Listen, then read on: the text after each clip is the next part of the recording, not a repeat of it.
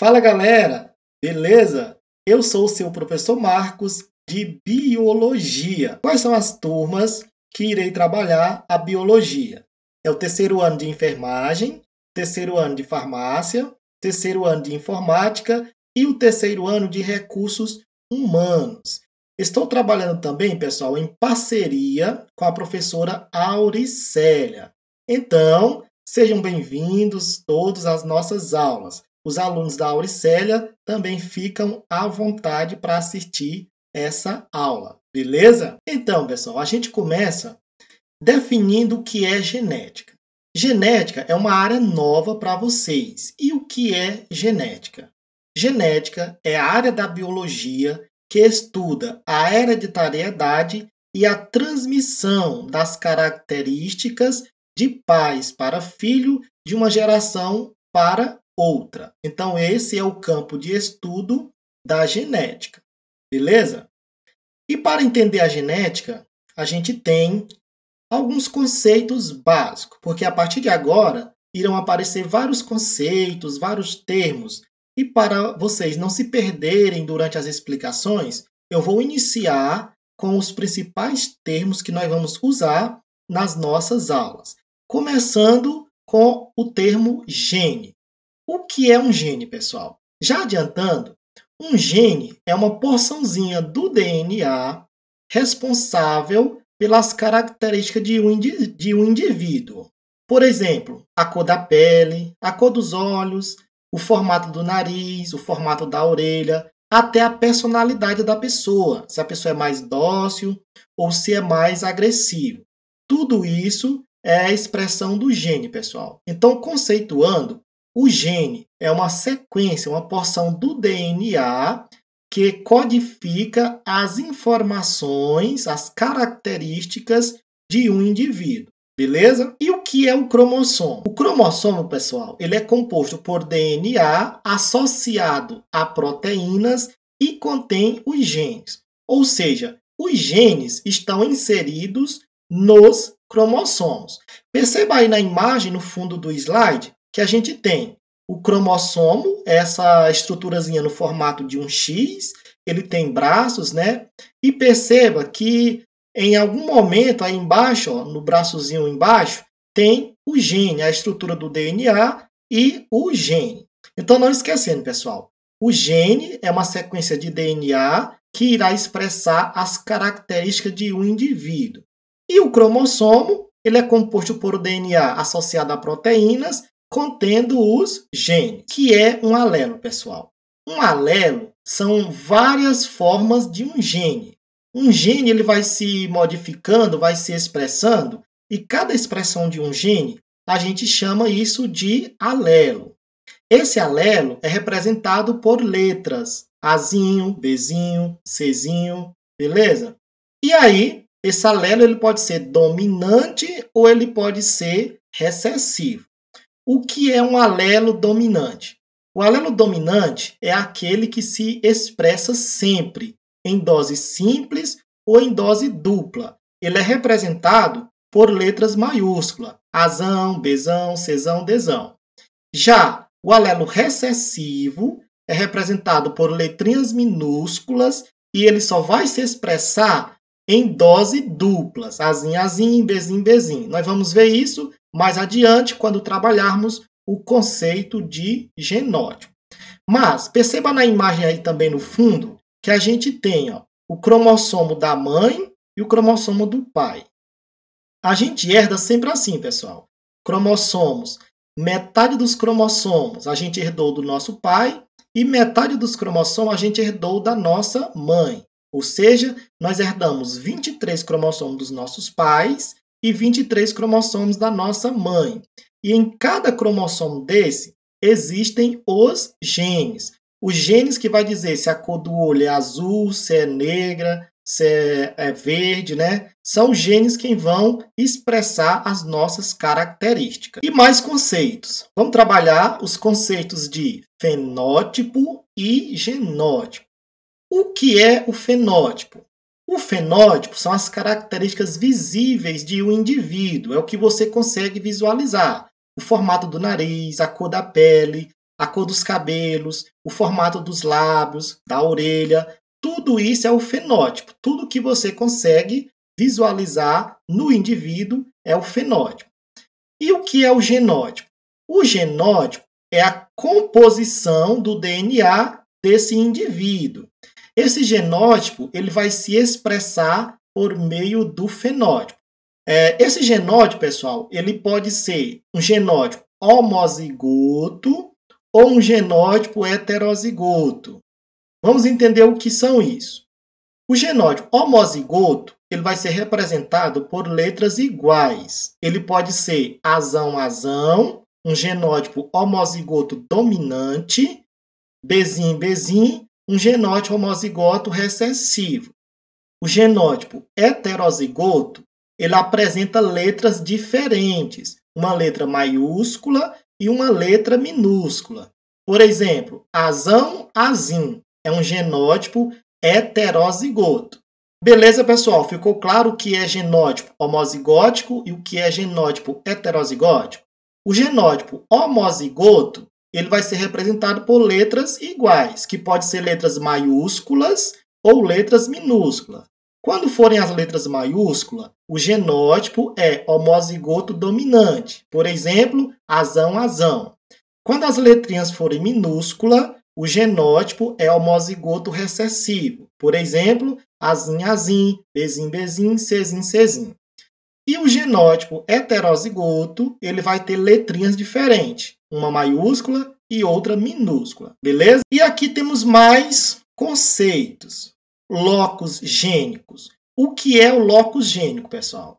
É o local no cromossomo onde se localiza um gene, beleza? Locus gênico é o local lá no cromossomo onde se localiza o gene. Perceba na imagem aí.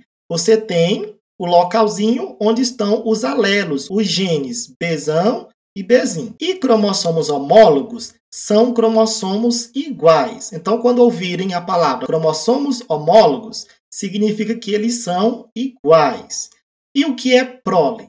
Prole, pessoal, são os filhos, são os descendentes de um casal.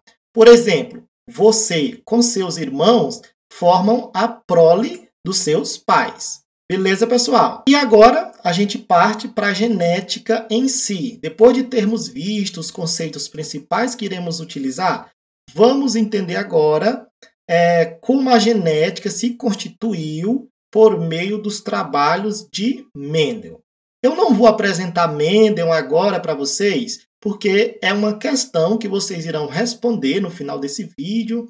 É uma pesquisa sobre os trabalhos de Mendel e quem foi esse Mendel, que é considerado o pai da genética, beleza? Então, vou deixar por enquanto para vocês descobrirem quem é ou quem foi Gregor Mendel.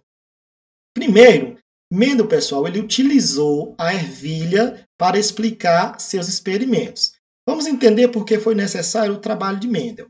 Antes dele, muitos cientistas tentaram explicar como ocorre a transmissão das características de pais para filho. Mas foi Gregor Mendel que conseguiu explicar isso de maneira universal a tal ponto de ter formulado a primeira e a segunda lei, beleza? Então, por que ele escolheu a ervilha? A ervilha, pessoal, que é a ervilha de cheiro, a ervilha de jardim da espécie Pisum sativum, ela tem um ciclo de vida muito curto. E com isso, Mendel encontrava vários resultados, ele fazia várias fecundações dessas plantas em um pequeno espaço de tempo. Certo? Então, essa característica foi fundamental para os trabalhos de Mendel. O ciclo de vida curto das ervilhas. Características contrastantes, essas ervilhas ou eram muito altas, a plantinha da ervilha, ou era muito alta ou muito baixinha. As flores ou eram roxas, brancas ou mesmo rosa. Então, são cores contrastantes. A semente, também verde, amarela, lisa ou rugosa. Então, as ervilhas apresentavam características contrastantes. Essas ervilhas geram também muitos descendentes Isso foi fundamental, porque para transformar em lei esses trabalhos de Mendel, era preciso que os resultados das probabilidades chegassem o mais próximo possível da realidade. Como ele tinha milhares de sementes, né, ele pôde transformar isso em lei. As ervilhas ainda, pessoal, elas geram muitos descendentes. Isso foi fundamental para os resultados dos trabalhos de Mendel chegar o mais próximo possível da realidade. Beleza? E, por último, o fácil cultivo. Essas ervilhazinhas, facilmente elas germinam, ele plantava elas no jardim mesmo do mostreiro, onde ele morava, né?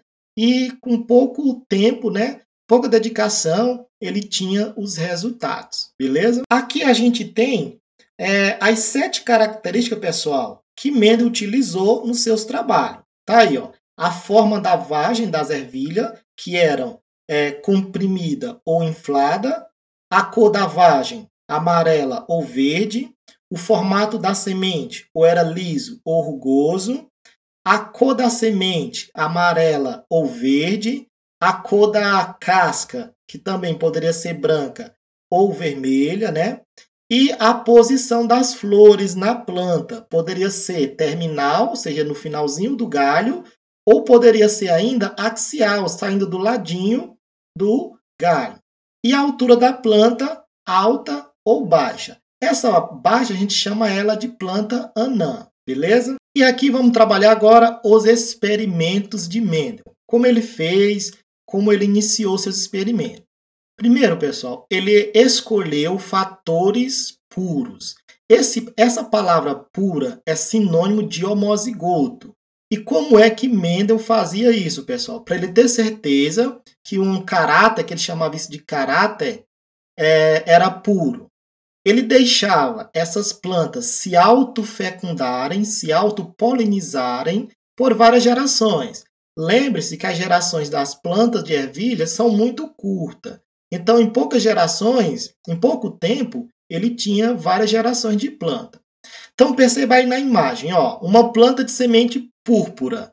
Ele deixou ela se autopolinizar por várias gerações e dessa planta só nascia planta de semente púrpura. Então, perceba aí na imagem, pessoal. Ele tem uma flor roxa, púrpura, e ele deixava essa flor se autofecundar. E os descendentes dessa planta, todos apresentavam flores púrpura. Ou seja, de flores púrpura só nascia flores púrpura. Então, Mendel tinha certeza que a cor púrpura era pura, né? Era homozigótica. Da mesma forma, ele fazia para a cor branca e outras cores. Deixava a planta se autofecundar por várias gerações e, se só nascesse flores daquela cor, então ele dizia, então esse caráter é puro. Compreenderam isso? Fatores puros, Mendel encontrava deixando as plantas se autofecundarem. Se nascesse daquela planta só plantinhas iguais a ela, então aquele fator era puro. Se nascesse planta diferente dela, ela era híbrida, né? Uma mistura. E aqui veja como Mendel, pessoal, determinava a característica dominante ou recessiva. Nós já vimos esse conceitozinho. Lembra, a característica dominante vai ser representada por uma letra maiúscula e vai se manifestar sempre em homozigose ou heterozigose. Homozigose, letrinhas iguais, heterozigose, letras diferentes. Então, vamos analisar aqui como Mendel descobria se um fator era dominante ou se era recessivo. Ele fazia a fertilização cruzada, ele iria cruzar essas plantas. Então acompanhe aqui e já aprenda a fazer o cruzamentozinho, onde a gente já sabe que a flor púrpura é dominante e por isso está representada por letra maiúscula. E a flor branca é recessiva, representada por letrinha minúscula. Mas veja como a gente faz esse cruzamento. Eu quero cruzar a flor pezão, que é a cor púrpura dominante, com a cor branca, pezinho recessiva. Tem duas formas de se fazer isso. Você pode fazer isso numa tabelinha, ó, constrói a tabelinha, né, ó, constrói a tabelinha, e aqui você vai colocar o primeiro genótipo. Lembra que pezão é um genótipo, assim como pezinho. Então, ó, pezão, E aqui você coloca, ó, Pzinho, Pzinho. Agora você vai fazer o cruzamento. Pzão com Pzinho. Coloca sempre a letra maiúscula antes. Então, quando eu cruzar, ó, Pzão com Pzinho, vai dar Pzão, Pzinho. Agora vamos fazer o cruzamento, ó. Esse Pzão aqui com esse Pzinho. Então, ó, Pzão com Pzinho vai dar Pzão, Pzinho. E o último, cruza esse Pzão aqui, ó, com esse Pzinho. Então, vai cruzar Pzão com Pzinho, vai dar Pzão, Pzinho. E o último, né, ó, Pzão com Pzinho vai dar Pzão, Pzinho.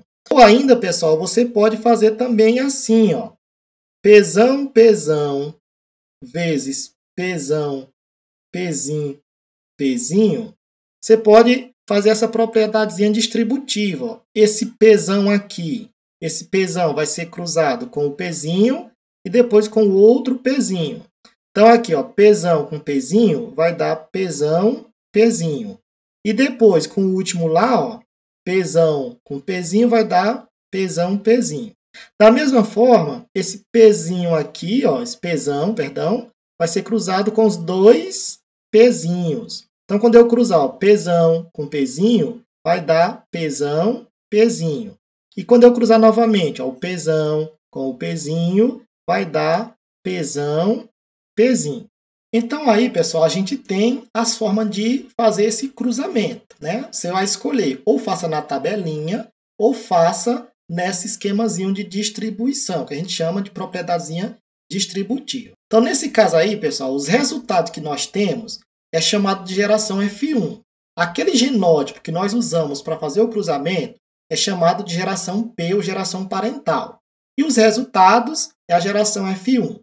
Perceba que na geração F1, todos eles apresentaram um Pzão. Se apresenta pelo menos um Pzão, então ele seria púrpura. Nesse caso, todos os descendentes de F1 foram púrpura. Então, o Mendo tinha certeza que a planta púrpura era dominante em relação à planta branca. Beleza? E aqui agora, vamos entender como encontrar a geração F2, porque nós temos as seguintes gerações, pessoal. A geração P, que são os pais. A geração F1 são os primeiros filhos.